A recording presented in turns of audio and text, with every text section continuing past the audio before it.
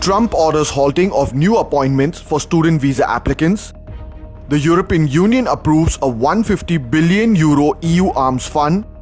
And King Charles hails strong and free Canada in speech to open Parliament. Hello and welcome to your Hook News Brief this Wednesday morning. Here are the day's top stories. US President Donald Trump's administration has ordered its missions abroad to stop scheduling new appointments for student and exchange visitor visa applicants. The move comes as US Secretary of State Marco Rubio said that the department plans to issue updated guidance on social media vetting of aspiring students after a review is completed.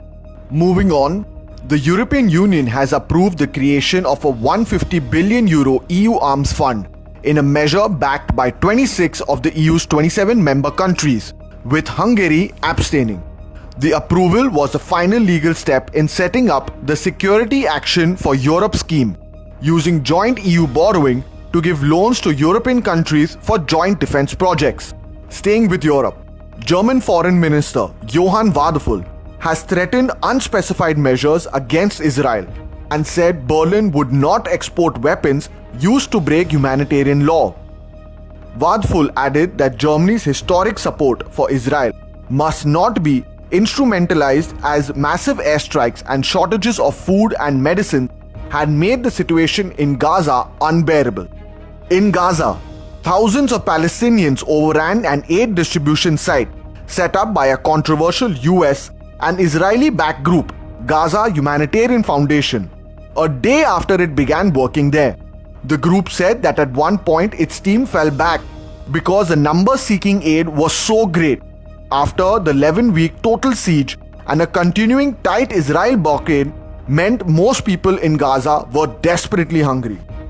The Israeli military said troops nearby fired warning shots as they tried to restore order. To the Great White North now, and King Charles, in a rare speech in Canada's Parliament, hailed strong and free Canada, a reference to both its national anthem and recent threats from Trump to make Canada the 51st state. Charles, who serves as Canada's head of state, is the first monarch since 1957 to preside over the opening of a new Canadian Parliament. He further added that by staying true to Canadian values, the nation could build new alliances and a new economy that serves all Canadians. That's all for now, folks. Stay hooked for more news updates.